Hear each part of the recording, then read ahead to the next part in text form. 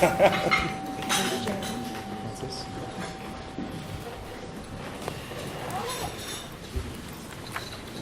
everybody for coming tonight. Lovely evening, and it's great to see a great number here. Ourselves working with Owen now as well, really good. Just firstly, just want to thank the Port of Cork for hosting us tonight. Really, really lovely venue. I'll introduce myself. My own name is Paul Valerie. I'm the CEO of the Cork Foundation. And if you don't know who we are at this stage, I need to be in touch more. What we do, where our key focus is on job creation in social enterprise, community and non-profits. We're reaching out to Cork people at home and abroad, and we just want Cork people to get behind what we're trying to do. I'm delighted to be partnering Owen with this event. Social innovation is a sector which is in its infancy, but it's really great. I want to credit Deirdre and her team to really focus on what social innovation means to Cork, means to Ireland. And it's really good to see a fund being sponsored, and hopefully that we have a couple of applicants here that they'll get through, and Owen being a Cork man, he might actually have a bit of a sway there as well. Also, as we all know, the IT sector in Cork, it's thriving. There's a lot of industries here, and I do think if we merge the IT sector and the social entrepreneurship sector, we can actually have something which is worth fighting for, something which is great, and something which we can all look moving towards. I just want to finish now, really, just in a brief statement from Julian Ratner. She's the president of the Intel Foundation. Technology for the sake of technology is a waste of precious resources. Technology can empower social entrepreneurship initiatives by coordinating access to information, creating business value, and enabling new capabilities. So just leaving that. The hashtag for tonight is ThinkTech. I just like Ashton's going to play a video there now. I just want to say thanks everyone for coming. My details are there. If you want to speak to me afterwards, I'm here, and hope you enjoy the evening. Can you turn Ireland on its head? Do you have a new solution to solve a social issue? Are you using technology to affect change? If the answer is yes, then the ThinkTech programme could be the right fit for you. ThinkTech is a €1 million fund which consists of $750,000 in funding. And a fully supported 5-month programme. For 3 or 4 innovative, technology-based social solutions. Created by Social Innovation Fund Ireland with support from Google.org and the Department of the Environment, Community and Local Government. We want to support your projects to scale and spread, so that they can have the greatest impact. So, if you think your idea can turn Ireland on its head, find out how to apply today at socialinnovation.ie. ThinkTech. Ideas for a better Ireland. Great. Thanks very much, Padraig. I don't know where you're going to now, but please do come in from the door there, and there's seats here and there's seats along the bench there. It'll be just much more comfortable for you, and I'll feel you're more involved, which is great. That's my job as the moderator. So let me introduce myself very briefly. My name is Gillian Keating. I'm a lawyer, and we're not usually known for our social innovation or entrepreneurship. But I had the absolute privilege to co-found an organisation called I Wish, Inspiring Women in STEM, a couple of years ago, and we've gone from strength to strength. And I'm sure, like many of you here, initially it was all about the economic case, but you know, after year one, it was all about the passion for actually making a difference and seeing the impact. And the panel here will be able to talk to the same issues, I'm sure, as will many of you here in the room. So let me introduce the panel. We have Senan Cook here from the Communities for Jobs. Next to Senan, we have Gráinne Dwyer, who many of you might know and associate with the Ludgate Hub. We then have Owen Ryan, who's from ThinkTech, and we'll talk to you a little bit about that. And then at the end, we have Siobhan O'Donoghue from Uplift. So maybe, Owen, I'd introduce you first. I think you're going to say a little bit. Sure. I suppose just to echo Padraig's comments, thanks very much to everyone for attending in such great numbers. It's great to see so many people out interested in tech, interested in social issues, and that's great to see. Just a small bit about myself. As Padraig mentioned, I'm from Cork. I came home a couple of years ago, and I actually got involved in and founded what's known as Reimagine Cork. So I became very passionate about vacancy and dereliction and social exclusion.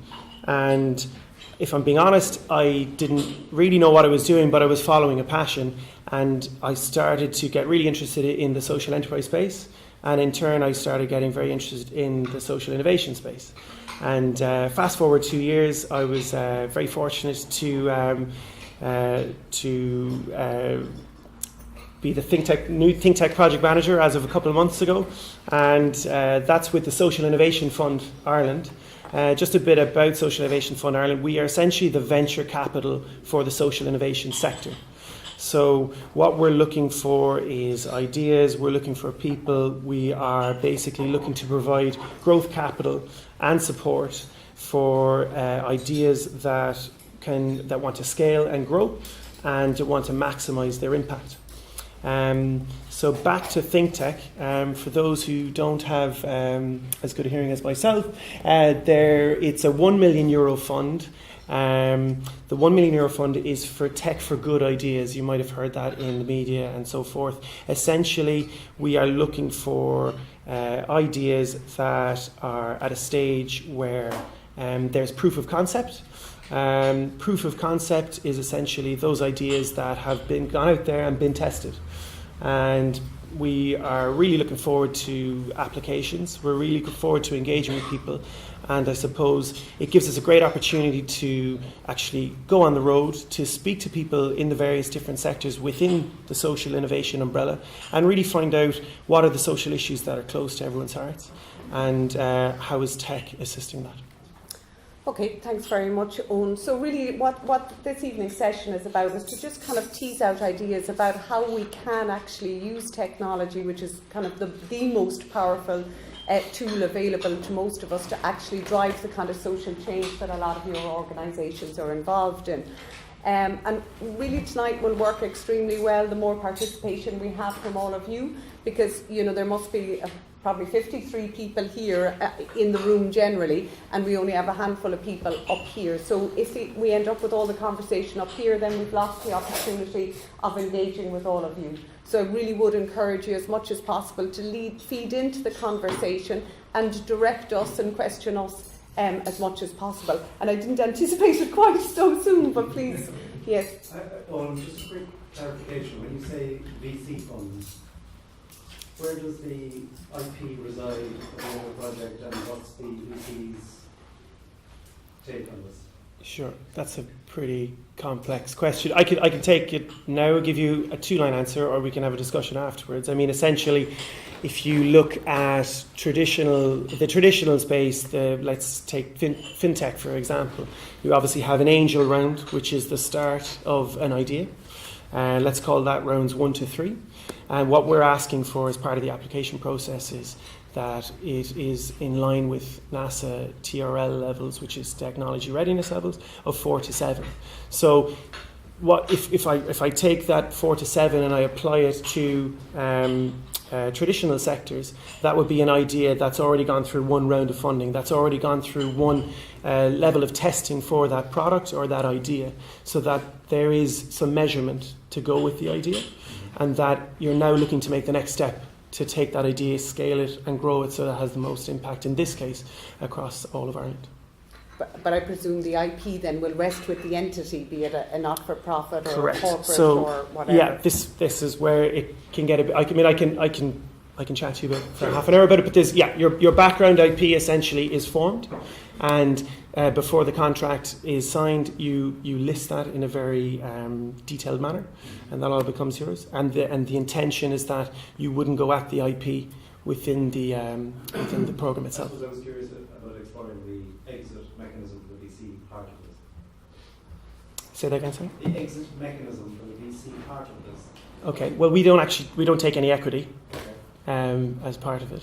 So it's more like a grant. Precisely, yeah. Okay. It's an award fund essentially, yeah. But we don't take any equity, unlike traditional spaces, yeah. Thanks. Okay, you're welcome. More of that as we go along. Hopefully, lots of questioning, as I said. So, but maybe I'd start with the panel, and Siobhan, maybe ask you in the first instance. You know, in your experience with Uplift, who within the social enterprise community is using technology best, and maybe tell us a little bit about how Uplift is using technology and what you do.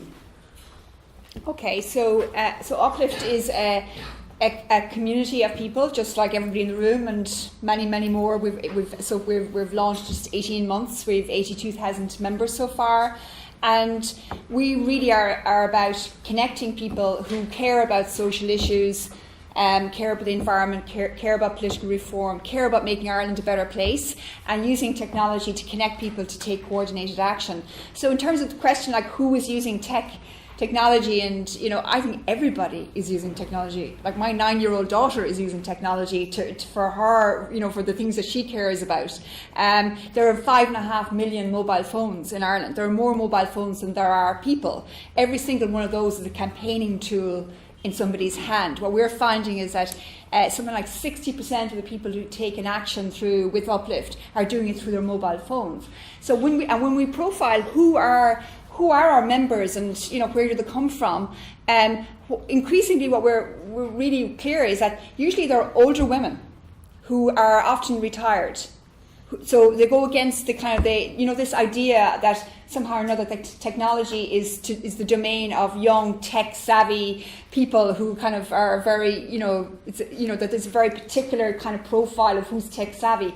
The truth is that everybody who cares about any form of change is probably using technology in some way, but they don't maybe see it that way. So that's what we're finding with Uplift, is that most of our members are probably, we don't collect data on age and stuff, but in terms of the kind of people who are directly connecting with us and picking up the phone and ringing or turning up to events, they're mainly older people.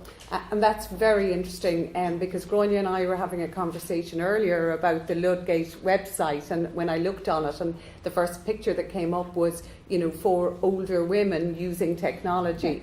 And so it is hugely inclusive, and I know women certainly in the social enterprise play a very strong role. But in terms of the impact, so it seems from within your organisation, it's certainly helping to disseminate a message and connect people who may not otherwise be connected. Yeah, so I suppose within Ireland, and I think it's true in other countries as well, is that we're becoming increasingly cynical about decision making and politics in general, and there's a sense of distrust is growing and a sense of exclusion. We feel further and further away from the decisions which affect our daily lives. So the potential of and how we use technology and digital tools is to find ways of connecting people to take with each other, to take coordinated action in a way that makes sense to them very quickly, that really targets and gets the attention of decision makers. So it's a bit like I was describing earlier on, we're like the cavalry coming over the hill, when there's something happening, when a decision maker, and the more decision makers understand and feel pressure from outside, we're kind of, unfortunately our democracy has become very, it's hard to be transparent, or it's become very unaccountable. So when our job is to make decision makers more accountable, and the way we do that is by making it possible for people to take coordinated action on issues they care about at a moment in time which really matters. Okay. So, and that's what we use technology to allow us to do that. Okay. And Gráinne, maybe at the other end of the spectrum then, so I know you have a very strong linkage with the startup community, and maybe you would talk a little bit about the innovation in terms of technology and how the startup community, be they the 14 to 19-year-olds or the 44 to 49-year-olds, and how they're using it. So I suppose for us, what we did in Skibbereen is it was experimental, similar to what they did in Google Kansas. They dropped a 1 gigabit connection into a kind of an area that needed a bit of regeneration. And that was in 2012, within about 2 to 3 years, 121 new companies had formed. So the crux around the whole Ludgate project is getting this high level connectivity into a rural area, and seeing what organically grows out of that, and that's tech businesses. What we had to do for the likes of Skibbereen, being one of the furthest towns from Dublin, we had to, what we call, raise all boats. So we had to engage with the youngest people of the society, the tech community that we're bringing into Skibbereen, the older members of our society as well. So what we have is, it's a co-working hub. At full capacity we'll have 80 desks inside there, but what we did is we started with the younger people. So what we do is we home the coder dojos, so they feel involved in the whole project. We also have a number of school initiatives that we're rolling out. But also on the other spectrum, as you said, Gillian, is what we don't call them the older people, we call them what they call the non-liners. So the people that are not online, not tech savvy, and we said, what can we do for these people? So what we did is simple idea, we just got 8 iPads and we started rolling out iPad training courses, and the hardest part was getting these people to come to these courses. One lady in particular, this only started about 2.5-3 months ago. One lady could barely turn on an iPad. By the end of July, she's going to start trading online with her shop. So that just shows within 3 months of what you can do if you can facilitate people along the way. So it's kind of throwing the net out to the town and seeing how we can help everybody come up to speed with everyone.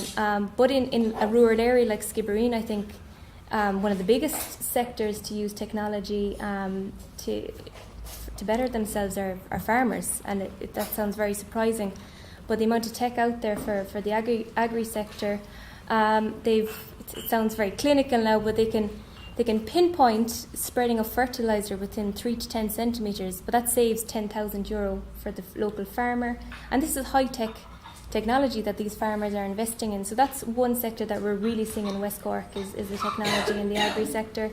And that must be good for the environment as well. 100%. So it's environmental, it's economic. So that's two reasons there. But really, I think the biggest thing that we could solve in rural areas is bringing older people up to speed with terms of skills, digital skills and digital literacy. And again, I suppose particularly in rural communities, and I know there's people here from Alahis as well, somewhere I was chatting to them earlier on, who are also trying to sort of bridge that gap in terms of the technology to facilitate communication and broadband and all of that. I mean, that has got to be probably one of the most significant challenges, and we'll talk a little bit about the challenges later on. But what I really like about what Ludgate is doing is, and it comes across from what you're saying, Gráinne, is that actually it's kind of reaching out to the community and bringing the community together. And I suppose initially there's a view within some quarters that, technology has been isolating a little bit for older people. But, what you said there, Siobhan, kind of counteracts that. And similarly, what you were saying there, Gráinne, in actual fact, it's facilitating further involvement and engagement and the use of the kind of experience and know-how that would otherwise be lost to communities by ignoring people who have been around and involved and have stories and experiences to share, and it allows us to pull those in, doesn't it? Yeah. Yeah, and so then what you're hearing now from the other panellists, is that sort of your experience across the island, or? Well, I'm a member of the Commission for the Economic Development of Rural Areas, and I think we need to make one point before we go much further in relation to rural Ireland, and that is that broadband we need broadband in every home, in every farm, in every small business in rural Ireland, and it's my belief that if we get that, Ireland will take a major step forward, that people won't believe what the capacity or the potential of what can happen if that happens. At this point in time, following the Celtic Tiger and the crash in 2008, we have the best educated, most business literate, most computer literate, confident and concerned people in the history of the state. And I have an industrial background with Waterford Crystal, and then I'm a lecturer on DCU. But my understanding of technology is that it was taken into Waterford Crystal to help it to become more competitive. And in my understanding, again, is that technology is a tool, a solution for creating solutions.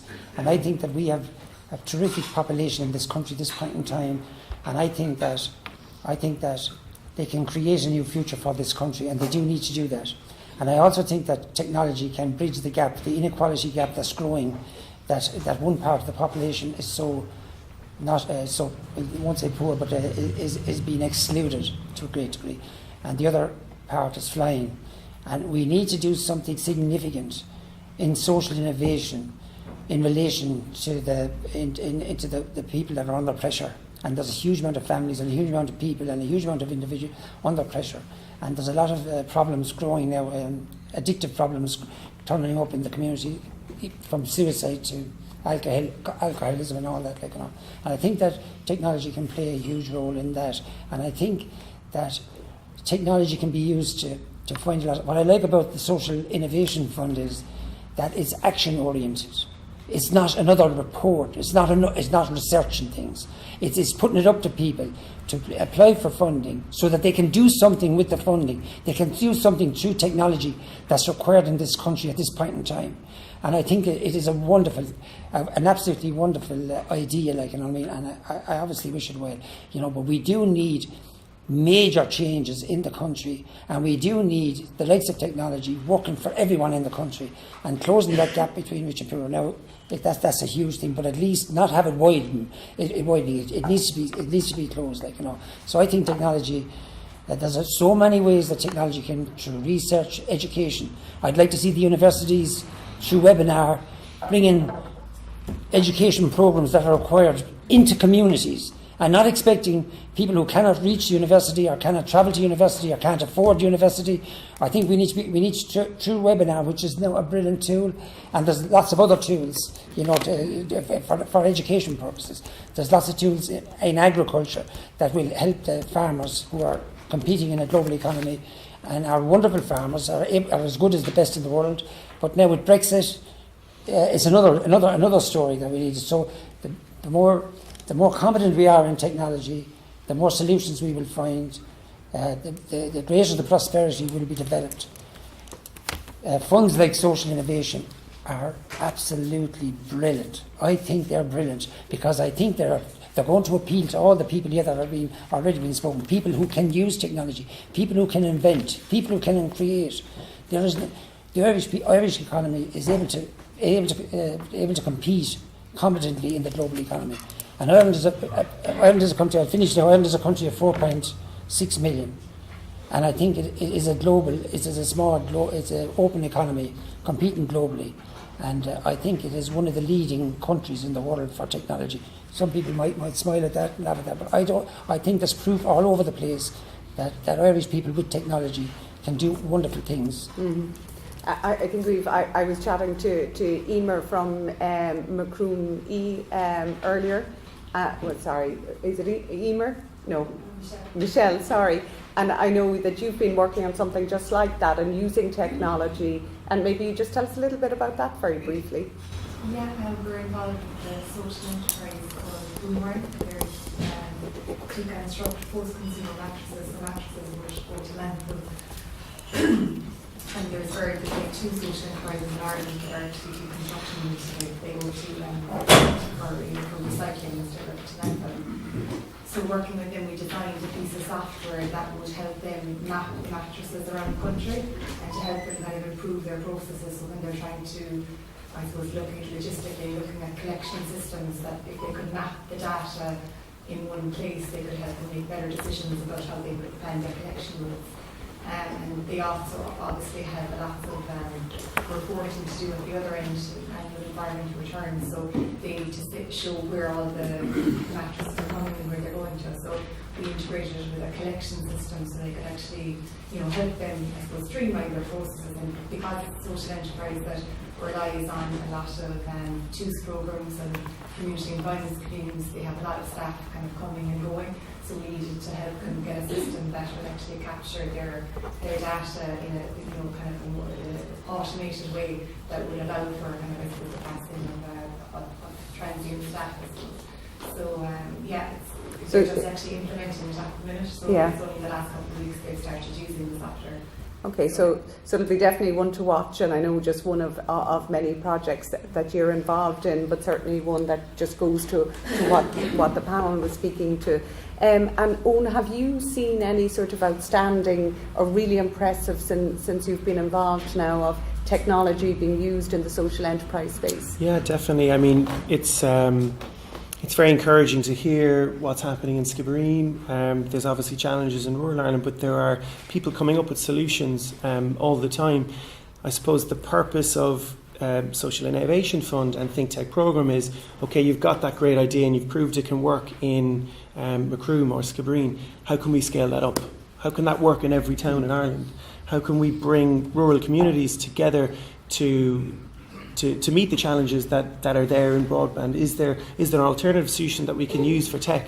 And it's really encouraging to read all these ideas. I just really hope that people recognise that there is an opportunity now to scale and grow across Ireland, and be brave and put the idea forward. And it's a fantastic opportunity to really scale the idea, like I say. If I can use a couple of examples from the UK, there are some fantastic social innovations done around a company called Open Biotics, which is to do with hand prosthetics. And if we talk about measurable social impact, they've taken the price of making one of these in order of 80,000, I think, down to a number of thousand, and also the lead time for those from 3 months down to 1 month. And that's the importance of they're able to demonstrate what the actual social impact is. They're also able to demonstrate that with numbers as well, and I think that's really, really key. It's great to be able to say we're doing a great job, but we need to be able to record this. We need to be able to demonstrate and show people that it's actually working, and that will give people confidence to come along with more sizable funds to take that idea and spread it across Ireland. Yeah, because I think we'll come back to that, the kind of demonstrating a piece in a moment, because certainly that's very powerful. But it was interesting when I was researching this, and I'm sure loads of people have examples. There's a lot of talk, I suppose, in Ireland at the moment about, housing shortage and things like that. And I came across an interesting one that I liked anyway, UK example, which was Room for Tea, which connected people looking for accommodation, be they interns or people working in the voluntary sector or within industry, with older people in the community who had rooms available and were willing to share their homes with younger people. And I really liked that one, and it goes to the very simple social enterprise, but still using technology to your example there of something much more, I suppose. And often, Gillian, it starts as a small idea, but when people can think and identify that there's room to scale and grow, then I think that the possibilities are endless. And tech, I believe more than any other industry, allows you to scale up that bit quicker, because obviously it's hugely important to have that human interaction, but whether it be an open web platform or an assistive technology, that really allows you to scale that bit quicker once it's demonstrated on a local level that it really works. The possibilities are endless, really. Okay. And Senan, you spoke a bit about the challenges in terms of the broadband and finance. Are there any other challenges for this sector that you have been front and centre for you over the last few years?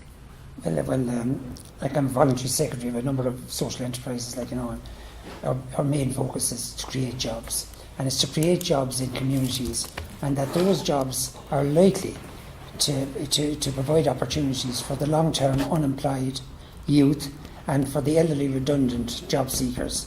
And as you know, the long-term unemployed youth, have no means of travelling to jobs and are lacking in confidence and are caught up in generational unemployment and family unemployment and all that. And I just can't understand why communities are not helped to help them, because it's through their community. The family is first, then the community is second. And these people, both sections, are caught up in their communities and need help in their communities and can be helped in their communities. And we have an enterprise centre below Nico Park, and we were in touch with Macroom. We had a good relationship with Macroom for a good while there. But I just think that we have 60 jobs. We have about 100 jobs altogether, and a lot of them, there's 2 childcare groups, we'll say, in the parish, and there's 3 people working in the 2, and their mothers, who did the childcare course, and they're looking after our children in our parish, while it allows the parents to go to work, in Waterford or Tramore or wherever, like, you know what I mean? And we have a lot of examples of that. But if you want to ask me, the big question really is like what a lot of people are saying, is the growing inequality between and I think we can solve the problems if there's a change in direction. I think that we have too many resources. I think we have more resources than we need if the resources were properly coordinated. They're all over the place, and they're not coordinated. If they were coordinated and they were deployed to priority areas that need to be addressed, I think that we could transform rural Ireland. And I don't believe at all in all the talk and the paper, the media, where everything that's bad is blown up and everything that's good is not mentioned. I think that rural Ireland has the potential to become the most prosperous area of its size in Europe. And if all of you down there want to stay with me for about 5 hours after this, I'll prove it to you. And no one will go out the door until they say, God, you're right. You know what I mean? Because Ireland has massive potential. It has, and the main potential that Ireland has are the people in Ireland. And as long as we have people that are educated, that are computer literate, and that have the fire in have fire, you know, in them, and want to make a difference and want things to change, they'll change. And I have great faith in the next generation. I think, and I have great faith in the older generation. And there's a huge amount of people who are retired, and a number of people have come to us and said, "Is there any way we could get involved? I want to leave a legacy. I am disgusted with what's gone on in this country over the last 10 years. Is there any chance we can work with you? Like, you know, because I am really upset about what's going on in the country and what is going on in the country. Some things. Now, there are magnificent things going on in the country as well to match that. Like, but I have great hopes for the future. But we just need to change. We need to change, and we need to prioritise, and we need to fund the priorities. Which, in fairness, is what the Social Innovation Fund Absolutely. That's why I love the Social Innovation. Okay. Yeah. Maybe I could ask from those of you who were here, have any of you been involved in a kind of a social local community project where you are directly engaging through technology with the long-term unemployed? I think that would be very interesting to hear about. Sorry, yeah? About 3 years ago, we had an event in Cork at the Bureau called... You speak up, but maybe you stand up, yeah. We had organized an event in Cork called Cork Social Good that we ended up doing with Mashable. It was when we did live streaming, and we had in the same room people from CIT and UCC in the same room debating social in Cork. At the end of the event, we had about 10 people asking, okay, we're here talking about social good, what can we do to help us? So we identified a group of them, and we started a series of training in relation to the technology at the web workhouse for free over a period of 2 years. Then there was a complaint inside the web workhouse about the top floor, so they were forced them to close down. So I was forced to close down the classes because I had no place to run them. Okay. So while it was last, we were able to do that for free. There was no cost. It was just a group of 4 or 5 people that were volunteering, and the 10 trainees that were people between the age of 60 to 75 that were collaborating on a the training was done in a different way, in a more agile way. We were basically asking them what they wanted to learn, and we were bringing them in focus on that. Some people, they just want to know, I want to be able to trust in the application that my bank is using because I'm colorblind and I'm not able to distinguish the colors of the application that my bank provides me. Okay. Others, I just want to be able to move around complexity because I'm dyslexic. And sometimes I have problems reading a newspaper because the journalists, when they write, they don't use a certain level of complexity that makes me difficult to read the information. So what we're doing is we're providing them with a set of tools. Which is excellent, and really what we're talking about at the sort of start level, really, isn't it?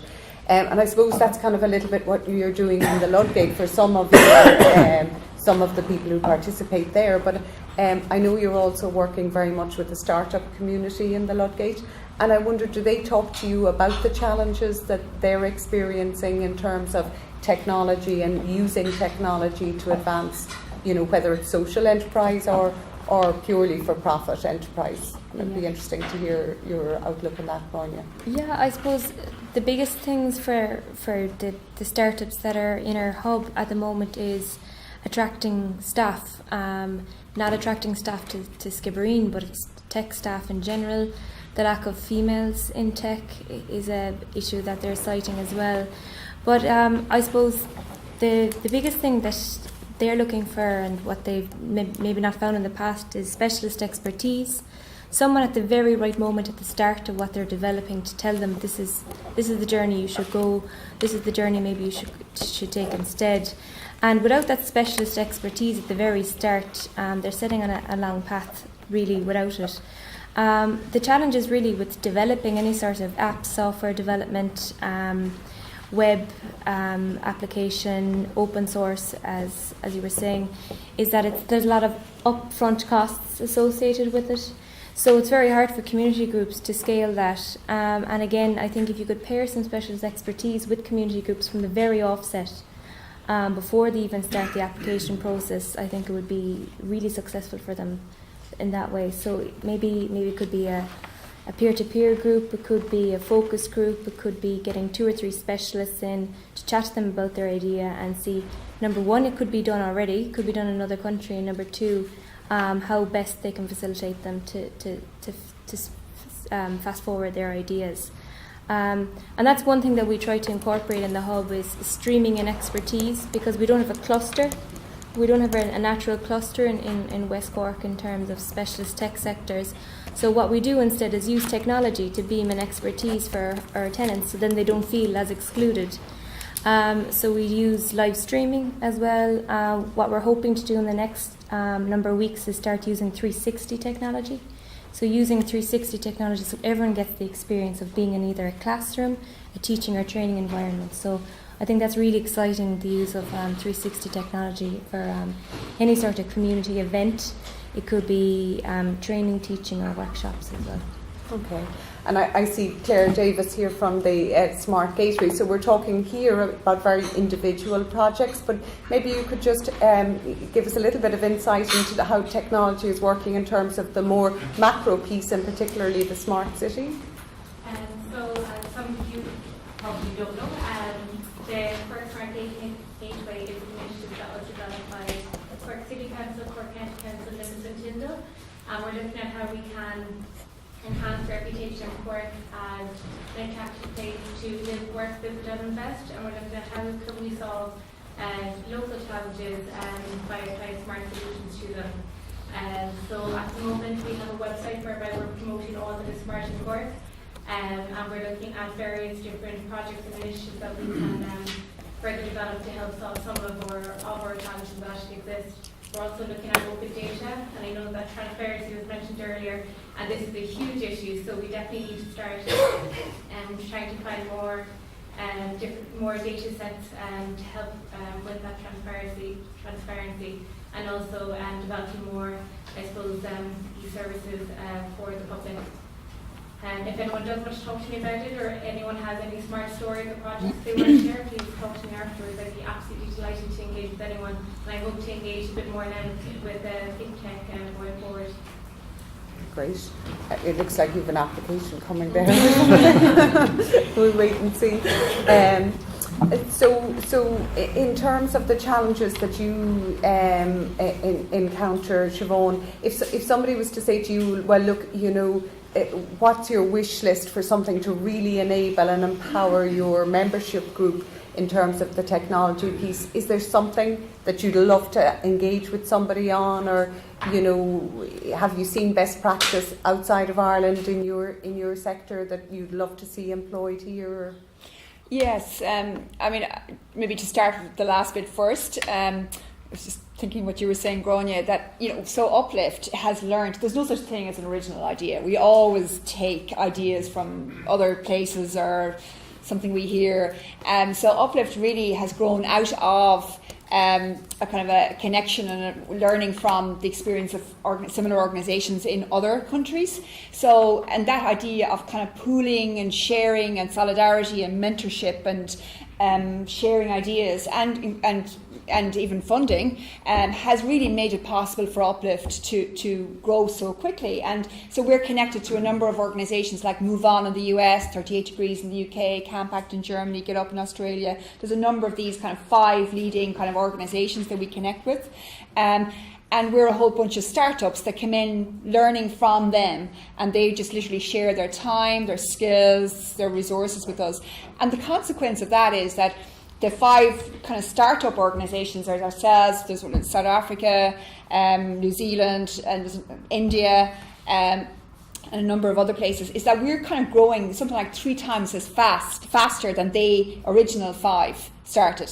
And they're huge now. So because, and the only reason is because we're able to kind of, we have a certain advantage from learning from their experience that we're able to then apply much more quickly than if I had to start from scratch. I mean, and I just want to be really clear, I am not a technology kind of expert in any sense of the word, and I think part of the challenge that we have to break down for ourselves is to get out of this idea that you have to fit a particular profile in order to be able to use digital technology for the goal that you're working for. We have to break that down.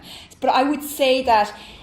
Part of the challenge, certainly we're now 18 months launched, we're 2 years, I'm doing this for 2 years, basically full time, is this that you're innovating in very often a kind of a green field, is that the right word? Yeah. Anyway, you're starting something that people are kind of looking at you kind of going, how is that going to work? Mm-hmm. There's no appetite for that. So you're innovating, you're breaking new ground. So you need support for those initial few years, mm-hmm. in order to kind of prove the case for what you're doing, to demonstrate that this actually works. And part of I think the challenge for organisations who are working for social good is that some of the traditional sources of funding are often operating out of a model which is actually behind. They're not keeping up. So you have to. There's this. Funders traditionally fund. They don't like to take. They're risk adverse, basically. They like to fund things that they kind of know this model works and they can repeat it. What a lot of us are trying to do and should be trying to do in terms of addressing new social issues or new ways of doing our work and doing business is we're breaking new ground. We're taking risks. So we need to be resourced and supported to take that risk. Okay, and I suppose really the nice thing about the Social Innovate Fund then is it's in your space, it understands the sort of challenges that you operate in, and it's open to you, yeah. to be able to sort of to enable and empower your organisation. And I suppose again to the technology piece and how that's working in the social enterprise space, I know David McCarthy's here from Yellow Harbour. And I think, here you are, you've really worked in terms of pulling together groups of sort of charitable and social organisations to actually feed into the corporate sector, and so that, from, we'll say, my space as a lawyer, you're immediately putting social enterprises up front and centre and saying, well, look, I'll work with you to try and help manage your CSR piece so that you can feed in effectively to these companies, as I understand it. Yeah, I think that a few of the recent meetings here, actually at the Port of Cork as well, it's become very apparent globally that certainly the younger generation coming through are very socially conscious and are making their feelings known by actually wanting to see, it's a two-way process when they're going to, be your own firm or DJ or Deloitte, so whoever it is, they want to see that the company is actually putting something back in, because they see over the years that, the environmental damage and all sorts of various things. So companies are now moving much more towards how can we actually contribute back into it, but in a structured way. And I suppose there is still a bit of a disconnect there insofar as a lot of companies, a lot of people want to do it, but the reality is that in corporate life, your first and foremost kind of objective is to obviously be commercially viable and profitable, etc., etc. But what's happening is that charities and not-for-profits are now beginning to start. So how do we structure our own kind of requirements around what can a company do for us? So it's not anymore just about, can you write a check and, off the top. It's about looking whether it's HR skills, whether it's financial skills, whether it's strategy, or whether it's around building technology, because I think a lot of charities have to start moving, and not-for-profits have to start moving towards that area, which is how can we build social enterprises out of what we do, services which we provide. So there's a huge opportunity in the next few years, I think, for the charity and not-for-profit sector to be creative and be inventive and be ambitious as well. And and companies are open, and willing to help, but they want to do more than just give money. They want to say, how can we use the expertise, whether it's legal expertise or whether it's just there's teaching or whatever it is. Okay, so there's a lot of activity in that whole area there, and I think that the ThinkTech thing is a great point in case or point in time even to say, look, how can you take technology that a lot of not-for-profits and such enterprises don't generally use at home, and think outside the box and be a little bit ambitious. Yeah, and I think it's a good point, that a connection there, Gráinne, with what you were saying earlier on, and in terms of facilitating sort of start-up community, and particularly in rural Ireland, in terms of pooling together, that field of experts who can facilitate that initial engagement with technology. And there is incredible expertise right across the island of Ireland and elsewhere that can be immediately fed in to sort of kickstart their initiatives. So I think that goes to what you're talking about. It's not just about the funding piece, it's also about using our know-how and expertise and feeding that into the social enterprise groups, using technology to do that. And there has to be, some incredible opportunities there. And I suppose to that point, we've spoken a lot about the challenges, but with every challenge, as we're hearing here, there is an opportunity. Can I just jump in, Gillian? It's great to hear so much feedback on what's happening in terms of down in Skibbereen and what Senan is describing in rural Ireland, and also what Siobhan is describing in terms of a movement. And I was very tickled by the fact that you said that there's no such thing as a new idea, because case, copy and steal everything is something that I keep on hearing again and again and again. And I absolutely embrace that. I think we should be looking at other sectors. And I'm looking at, I was at FutureScope a few weeks ago, and I was looking at the fintech sector. And they have a very clear, defined, use the metaphor of a ladder in terms of funding structure. And I think social enterprise could really learn from that. So someone comes to Gráinne and they say, I'm at step 1. And Gráinne says, okay, you need a mentor. You need to learn how to run a business. You need to go on this course. And it's very clear to people from very early on that they've got this great idea, this great passion, but they understand the steps along the way. And then they understand where their idea is, what the next step is, who to go in terms of maybe it's an incubation fund where they need €10,000 just to get their idea up and running. And they start that process of getting the mentoring, getting the education, getting the training, and then understanding, okay, now it's time to scale up.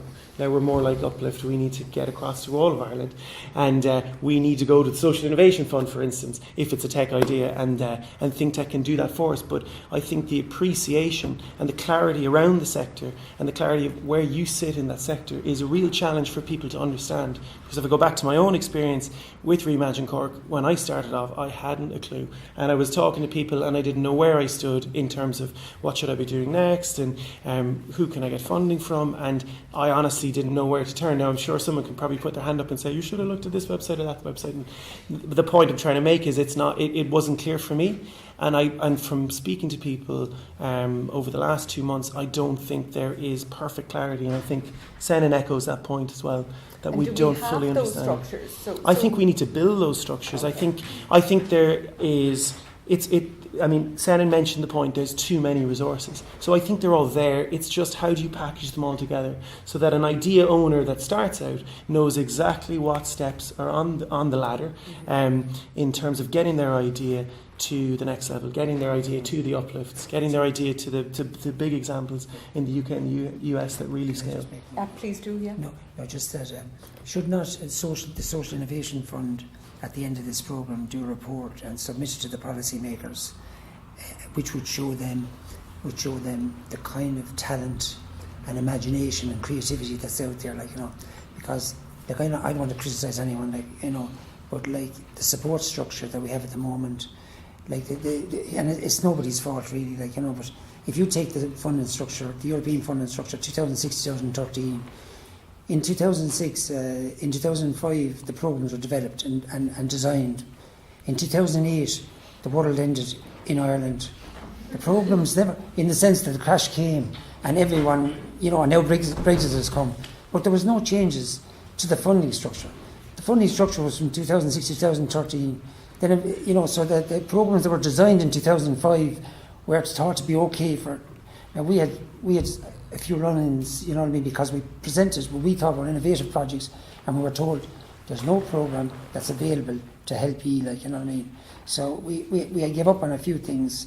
Now, we were very successful in lots of things, but we gave up on a few things because of it. Like, and I just thought it was a tragedy because the ideas that we had, we could have created. Well, we could have definitely created 200 jobs, like, you know, but like we just didn't. We just couldn't get off the start. So we need.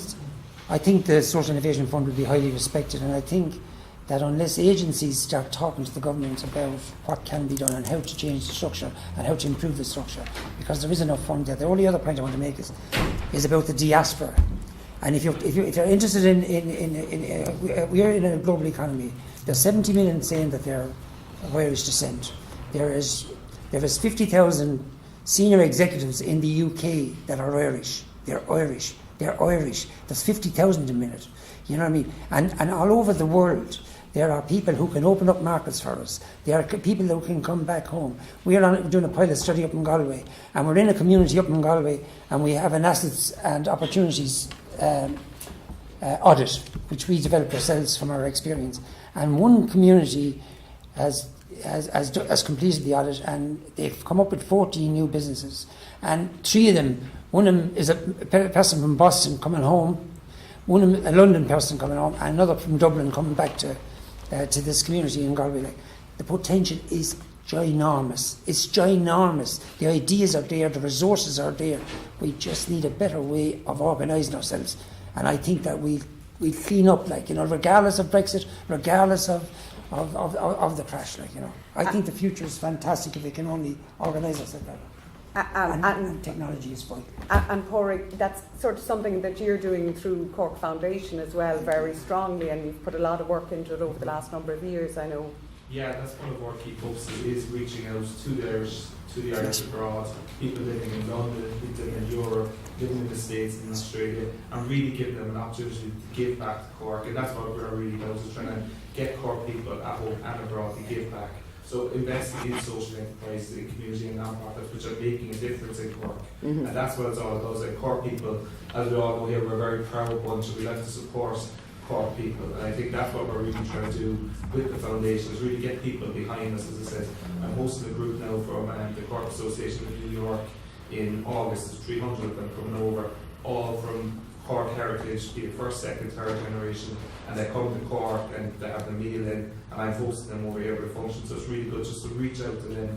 And as I said, the diaspora is 70, 80 million people of Irish heritage. If we can only get 1% of that, give back to Ireland. A lot of the social investments to actually give back the country itself will prosper because of it. It's just utilising those tools. Yeah, because it is a huge opportunity, absolutely, but we shouldn't underestimate the challenge of engaging with them. And I know that's something that from the offset, the Cork Foundation took very seriously and has invested a lot of man hours and time and human and capital resources in trying to bring together. So I suppose it is important, you know, for these people in the room to know that that's the work that Cork Foundation has done, so that they can link in with Cork Foundation in terms of advertising their own initiatives and working with you to put them up front and centre within that diaspora. Well, that's it, as I said, it's the focus on the Cork organisation, but to kind of get that link. So, for example, I'm working out with an initiative now, Forest business campaign, so 20 entrepreneurs in Ireland, 20 entrepreneurs in Florida, and trying to actually get a mentorship program going with them. So it's kind of reaching out, kind of focusing on the innovation side of things, and at the end of the day, creating jobs, empowering individuals, empowering organisations. And sort of telling the broader community what we're doing. And I think Emma, isn't it, from Framework, you're sort of doing that as well, and through media, I suppose. Maybe you could just tell us a little bit about what you're doing. Yeah, well, I suppose frameworks, we've been here in Cork we've been operating for over 15 years, and what we do is we work a lot with groups in the community and voluntary sector who want to use media to either make a campaigning piece or to just express what it is they're doing or do something creative, or it could be a whole range of things. And it's training people in using that. And I suppose we've kind of gone from analogue kind of video right through now to digital media. And then we, in 2005, when Cork was European Capital of Culture, we ran a pilot week with community television, and from that then set up a new organisation. I mean, it's probably something maybe a lot of people in the room don't know, that there is actually a Cork community television station. It's operating on a shoestring up in Portakabin, up in Churchfield, where UPC have their head end. We're right next to that, and we have a voluntary board of management that basically runs things. And it's there, it goes out on UPC, or now Virgin Media, channel 803, and this is a channel of communication. It's also streamed live around the world, and this is I mean, you talked about the gateways, and you know, it's a huge opportunity, but it's sort of, we launched Ministry, and Ryan launched it first in City Hall just as the recession hit. You know, terrible timing, but at the same time we kind of hung on in there. So Frameworks is kind of working with groups to make content, and said, I know you talked about, you know, we don't hear the good news story, we don't hear what's going on in communities, and this is what we're trying to do. So I suppose we're at the stage now where we've seen this works, where I suppose sometimes something that somebody makes gets to the policymakers, it can change policy for the better. It could be a disability organisation looking at access around the city, and when the councillors sit and see somebody actually walking with a cane and the tactile paving runs out, but they have somebody on mic kind of going, right, now where do I go from here? And you might see a fire engine going right past. They take note, and things happen and things change. So we've been doing that on a very small scale, but now we want to develop a sort of a media centre, media literacy training, and this is something that I suppose it's about everybody here is doing stuff, but a lot of the time we don't know what each other is doing, and it's that sense of communication. And I think technology now is just primed to sort of enable us to do this. So I think this is very exciting. And there's huge opportunities there using the technology piece, just to what we're talking about. And isn't that the real beauty of it in the context of social innovation and social enterprise? Because it allows you sort of be local but think globally, isn't it? And it's very much to your point in using technology, again, through the work that Cork Foundation and others have done to sort of, you know, show the power of local enterprise, and whether that's in employing, engaging with long-term unemployed, engaging with young people, with older people, which I discovered recently is anyone over 50, which puts it in a whole new light, engaging with older people, you know, campaigning through for the sort of general good, whether it's kind of environmental issues or whether it's education issues, which would be my background in it, you know, or just connecting industry with charities and not-for-profits, as Yellow Harbour does. You know, the opportunities are endless, provided we engage, and I think the real message is that we engage in a smart way, isn't it? And I think that's what the Social Innovation Fund and ThinkTech is really trying to encourage us to do. And like we've heard lots of initiatives here in the room, and I'm sure there's lots more that we didn't get to. And I think the thing is, the message probably, Owen, is to get them to connect with you. And yeah, very much so. I think, look, everyone has touched on one common theme, that I think there is huge passion, be it in charities, social enterprises, not-for-profits, and I think we're linked by that. We're linked by that passion. That's why we're all in this room. What Social Innovation Fund have identified, and through the ThinkTech programme, is okay. If we've got all these great ideas, then let's scale them up. If they're well defined and you've tested them locally, then Minister Coveney said it at the launch. He's challenging us to create an ecosystem, and the challenge is take that idea that you have, take that passion that you have, take the funding that is on offer from ThinkTech and make it work, in his own words. He said, make it work, and then come and demand more from me and his department. I have that quoted. But look, I mean, it is previous to the naming of ThinkTech, it was an innovation challenge fund, and that's what we're saying to everyone. What's your idea? Come and tell us. If you've got any questions, just pick up the phone or email us at hello@socialinnovation.ie. But don't let the opportunity pass. If you've got an idea, if it's well developed, and you feel like you can make a real difference across all of Ireland, and use Siobhan again as an example, then scale it up. Back yourself and scale it up. Sorry, Owen. But what if your idea isn't well developed? Is there any help there, or would you tell us where it's going? Yeah, definitely. I mean, what I would say is always, just back yourself in terms of what the idea is. But certainly, I think maybe if you're unsure, have a conversation with us first. We're more than willing to chat to everyone. And I presume you're going to start on now, creating your own database of the social enterprises and entrepreneurs in the country, so that we can all learn from each other's experiences in a more sort of coherent way. So if I can just, sorry, I don't want to be hogging the panel discussion, but if I can use the Anime program that we did recently, which was a lot smaller in terms of funding, so I would associate that maybe with angel investment, which is kind of the idea is newly formed, but they want to really test it in the marketplace.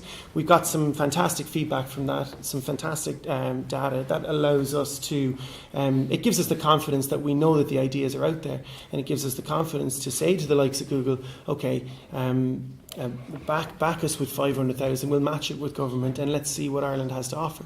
There's great examples of it happening in the US, there's great examples of it happening in the UK, there are great examples of it happening in Ireland, but we want to see more of it.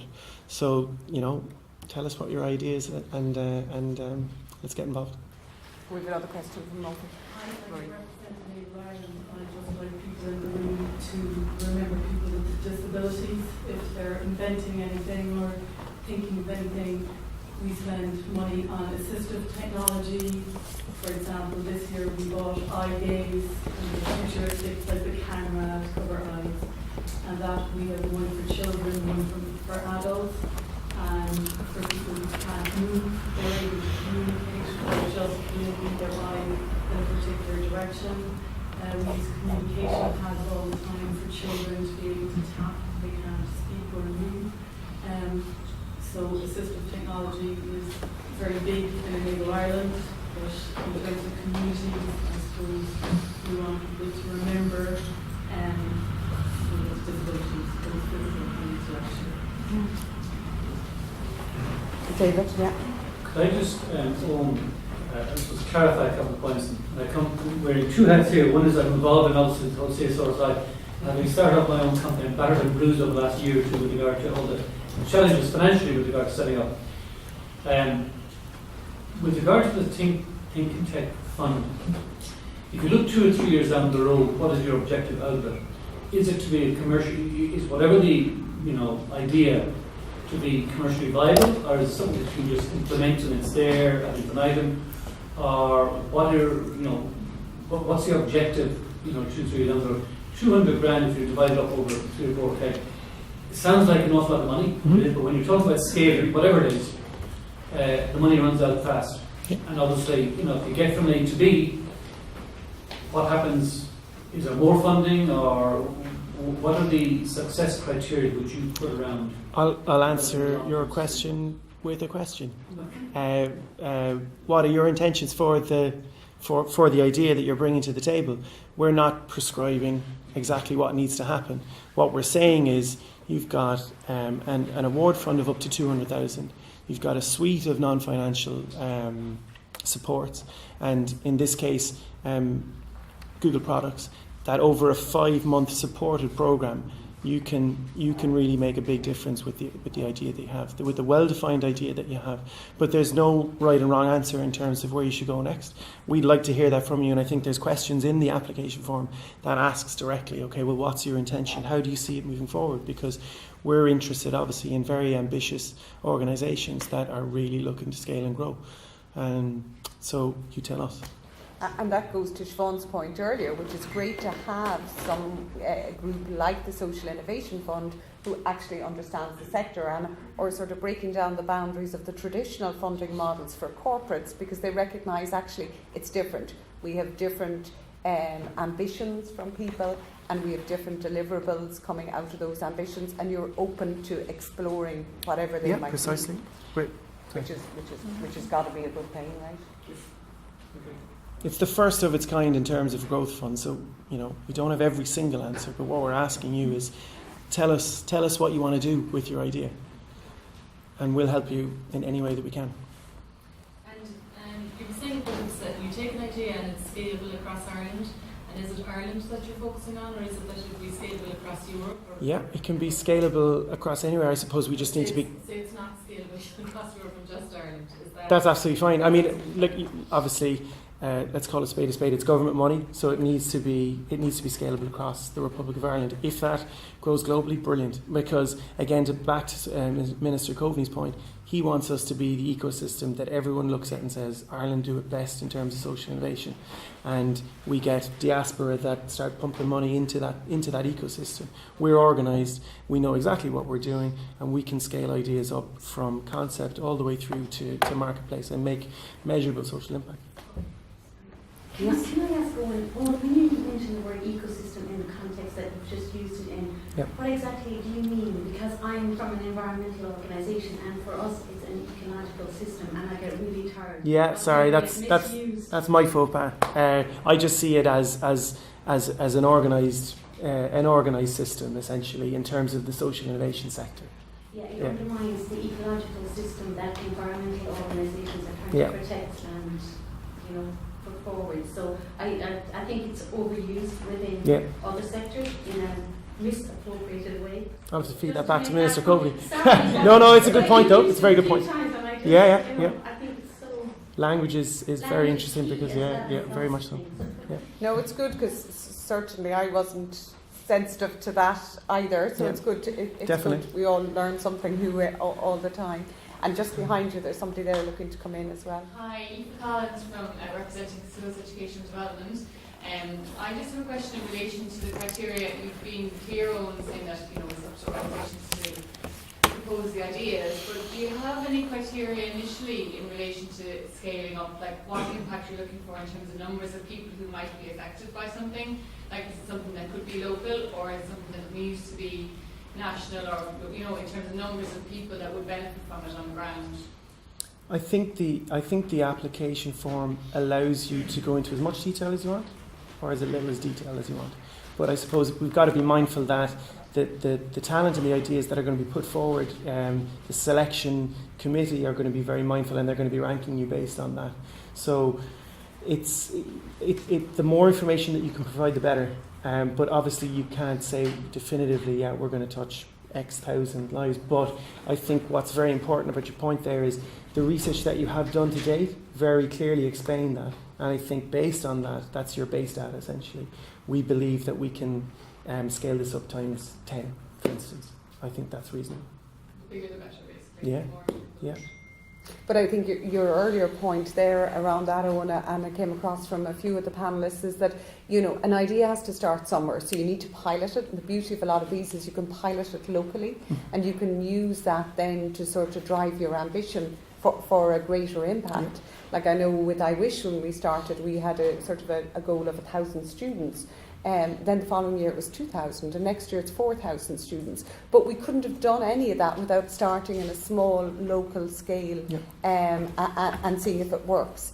And it came up a few times, and I think it's really valuable as well. It's a challenge, but an opportunity is measuring your impact is extremely important. Very much so. It's important in terms of scaling and growing and feeding into funds like you have. And I'm sure you must have that as well from your board in Ludgate growing in terms of the importance of, it's great to have something out there, but we need to really be able to show that actually it's doing a good and it's working and it's achieving its goals. And did you have some challenges around that initially, or the measuring the success? Yeah, I suppose it was because our project it's really a pilot initiative to see the idea with the Ludgate project. It's not Skibbereen centric. It's that we're trying to develop a blueprint for other rural areas.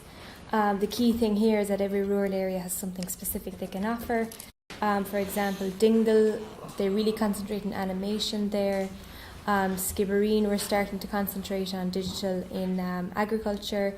We're starting to attract a lot of the creative industry, so filmmakers, digital design, software developers, app developers as well, some people in the fintech industry. So really it's how to measure the amount of jobs you can create. One thing that kind of struck me to listen to this gentleman here is David. So maybe it would be an idea if you have a social enterprise that you would maybe get adopted by a corporation or a corporate, and you could lean on them for expertise or throwing out ideas, and that could be a two-way conversation for a corporate as well. One example of that is two men came to me one day. One was 76, the other was, I think, just 80. And they came down with this A4 pad of handwritten notes, and I said, what are they going to propose to me here, you know? And I said, this could be anything.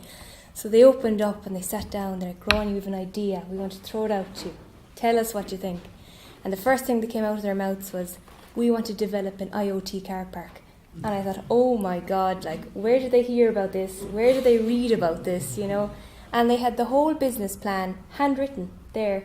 But if I could connect them with someone, say, like EMC and Vodafone, who are in this sphere, that they would just propel their idea. Do you know, it's the connecting, I think, with the corporates and the social enterprises, maybe a missing link. It's connecting the expertise, and connections, I think, are the two biggest things there, really.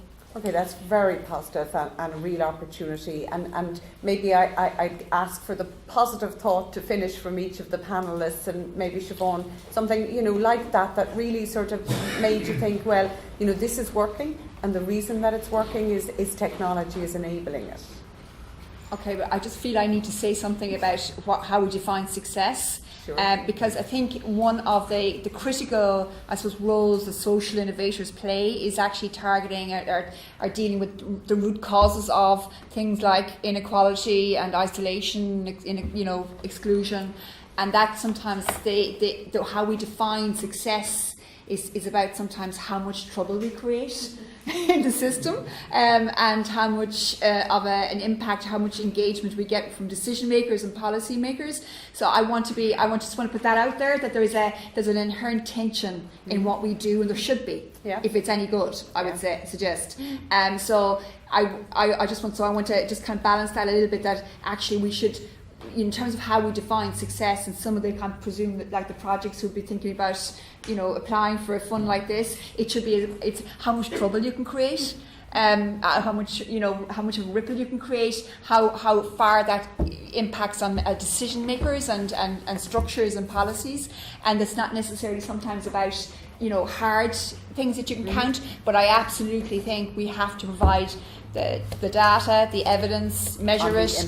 Absolutely. I mean, and this is something we all struggle with, but it's a discipline. That's a good discipline that we all have to go with. And I think digital tools help with that. I certainly know from my experience, certainly it helps. And it really puts value on what you're doing. You know, so I think that I just wanted to say that. Absolutely, yeah.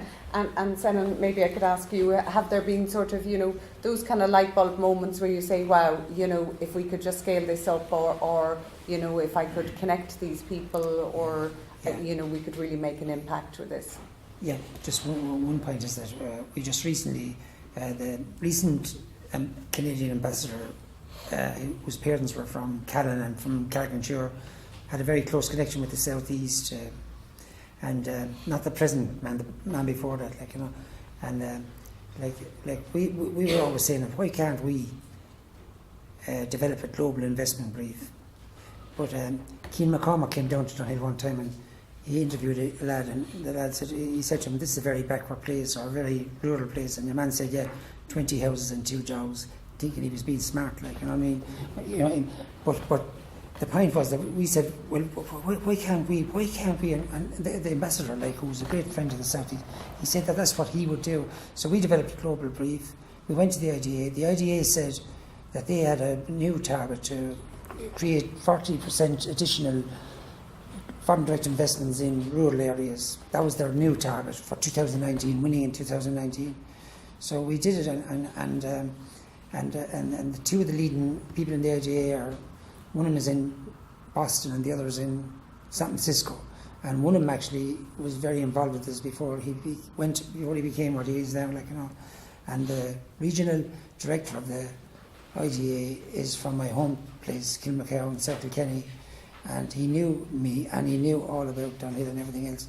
So the point I just want to make, I know it isn't really technology, but Van Gogh, the German philosopher, had a very good saying, and he said that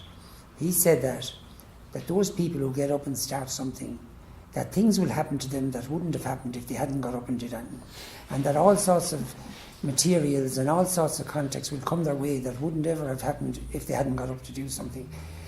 So the only point I'd like to make is that whoever have ideas, for God's sake, go with them, stay with them, test them, talk to Social Innovation Fund, talk to Leader, talk to everyone and anyone.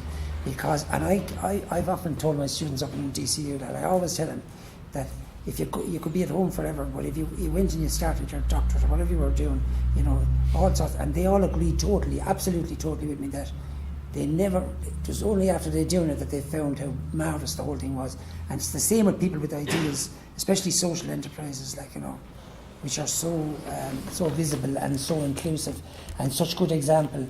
And I've always told young people that to join social enterprises, and the learning they'll get is unreal, and they can put it on their CV, and when they go for a job, all things else being equal, if they show that they have that personal initiative and they got involved in their community and they did this, that and the other thing, they have a wonderful chance. So there's nothing but plus and plus in relation to social enterprise. And of course technology is the future, and there's all sorts of possibilities. I know I didn't fully answer your question, but I just wanted to pass on the thing. If you have something ahead, go for it. And I suppose as the moderator, I'll take the luxury of having the last word and echo that in the sense that, if you take my experience as a sample of that, so I've been working in the pure corporate world for 20 odd years. And when I had that idea a couple of years ago, and I shared it with two other brilliant women, and this whole I Wish project was born, I would say without a shadow of a doubt it has been the most rewarding, the most uplifting and the most impactful thing I have done. And I've had the pleasure and privilege of working with some incredible corporates, helping them list on stock exchanges across the world, helping them get investment to develop their businesses, and nothing compares to the feedback and the feel-good factor that I never anticipated in being involved in a social enterprise. So I would totally echo those sentiments, and I would say absolutely, if you have an idea or if you know somebody who has an idea, we just can't underestimate the power that and the empowerment and the success, to your point, Siobhan, in terms of what is success, the success that can be achieved through that. And we now have the absolute luxury of having some great infrastructure there in terms of funding, in terms of connectivity, and in terms of examples of what's happening. So it really is incumbent upon all of us here to use that and to make sure that we connect to facilitate other people using it. So thank you very much. Thank you very much to the panellists and to Owen and Padraig and everybody who was involved in facilitating this initiative. Thank you.